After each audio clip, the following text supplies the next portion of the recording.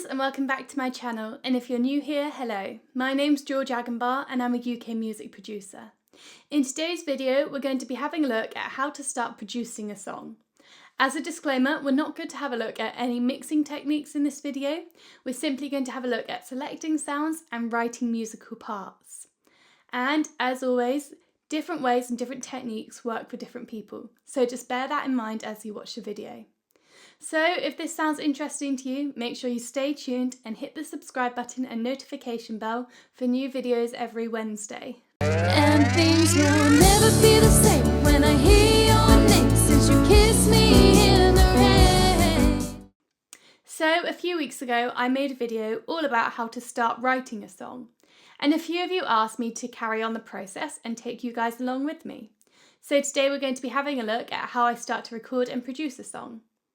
After I've got the basis of the song written, I like to get down rough recordings. Now, these don't have to be perfect at this stage because I have the luxury of having a home setup. I can record any time I want really, and I've got no restrictions on that. But I do understand that this may not be the case for everyone watching. So I start by recording the guitar part that I wrote, which is just 4 chords, and play all the way through the song. Now, it's not a given that I'm actually going to have this acoustic guitar track in the final song, but it gives me a starting point to build other instrument lines around. Then I record a rough vocal. The reason I do this is because I personally see the vocal line as the most important aspect of a song, and so when I'm writing the instrument parts, I want to fit the instruments around the vocal, not the other way around. I don't think you're worth my time, never were when you were mine, I don't think of you no more. Once I've got that rough outline, I like to start to get a beat or a drum track into my DAW. I normally just use a stock drum instrument, and again, I'm not too worried about how the drums sound at the moment. I know that I'll fix this when I'm mixing the track. I'm more concerned about the actual content. So, as someone pointed out in my previous video, this song is kind of going down a pop-punk kind of route. So I'm going to try and emulate that with the drums. Now I have a drum pad on my MIDI controller, so I'm going to use that and play the drum tracks into a click track. Now the reason I'm doing this is it just makes the drum sound a bit more human and as if they've actually been played live, which as we all know is not the case. However, it just makes my life a whole lot easier when it comes to mixing the song later on. The drums has a kick on beats 1 and the second half of beat 2 and the second half of beat 3, and a snare on beats 2 and 4. And as this is the chorus section, I've also used a cymbal on every first beat of the bar. For the verses and the bridge of the song, I would probably pare this drum part back a bit, but keep the same groove, just to help make the chorus sound bigger, more full and have more energy, so it really stands out. Now that we've got the drum track in the DAW, I'm going to record the instruments that's going to give my song its body, the main instruments. So in this case it's going to be guitars, but it could also be pianos or synths. Now this may seem a bit weird as most people would naturally choose to record bass after drums.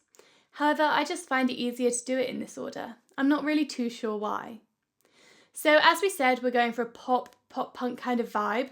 I'm going to choose to use some electric guitars to replace the acoustic guitar rough recording with. I'm going to use my Strat as I feel that's more the sound that I'm going for. Before I record, I quickly load up an amp simulator and make sure that I press the I button so that I hear how the guitar sounds through the amp. This helps me really get into the mood of the song, which will help with my performance when recording.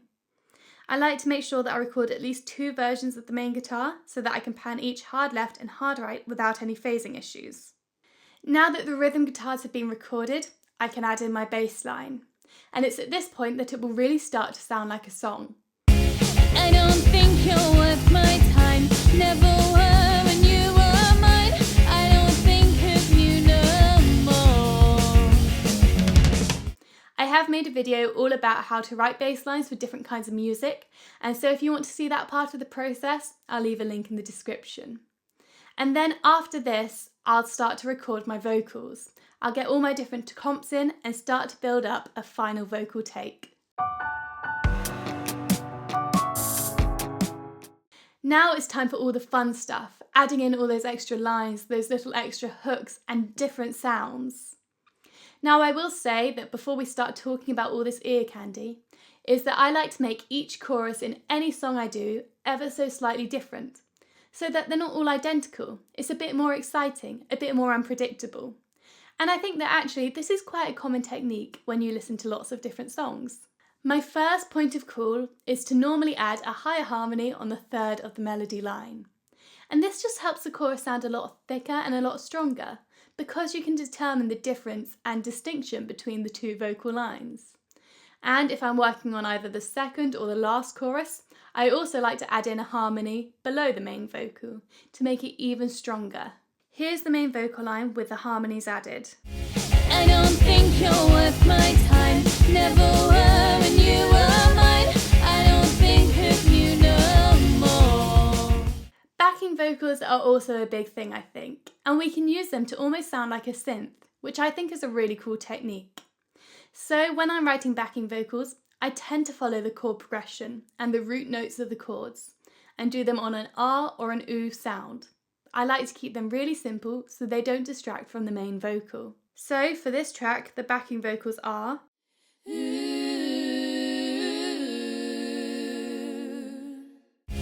I don't think you're worth my time. Never were when you were mine. I don't think of you no more. This style of music gives me the great opportunity to add more guitar parts, some extra riffs or hooks. Now obviously the main vocal has the main hook of the chorus, the bit that goes du-du-du-du-du-du. But with the guitars I can add in secondary hooks to complement this. I want a really simple hook or riff with the guitar that drives the music forwards, and I'm going to keep it to 1 or 2 notes. And this just makes sure that the chorus isn't going to be too overloaded with different melodic content. But I also want a lead guitar sort of sound. And I want this lead guitar to be emulating the main vocal, to kind of reinforce those melodic ideas too. So this is the guitar riff that I came up with.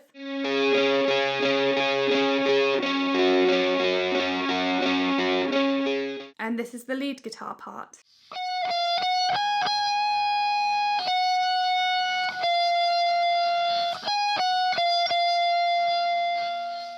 And in the mix, they sound like this. I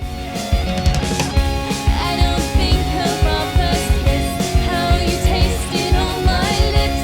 I don't think of you no more. Get out the door. So now that I've had a bit of fun and added in some extra sounds, my track's gone from sounding like a song to sounding exciting and like a song with a bit more personality.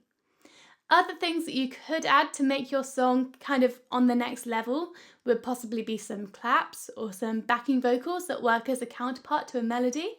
And some people like to add in sound effects such as crackling or breaths or water sounds, whatever they like. It really all is about experimenting. And sometimes the weirdest, most ridiculous sounds you can think of actually end up working really, really well within your mix or within your track. And that's my production process, starting off with the rough ideas, then getting down the basics, embellishing it, and then adding some life to the song by adding some extra ear candy. And it's at this point that I'll then start to mix the song and tweak the sounds that I've used. And again, this is just what works for me, so just keep on experimenting and trying different things out to find what works best for you. Thank you so much for watching this video. I hope you found it useful and interesting. Let me know what you thought in the comments below and if there are any other videos you'd like to see in the future. Make sure you hit the subscribe button and notification bell, and I will see you again soon.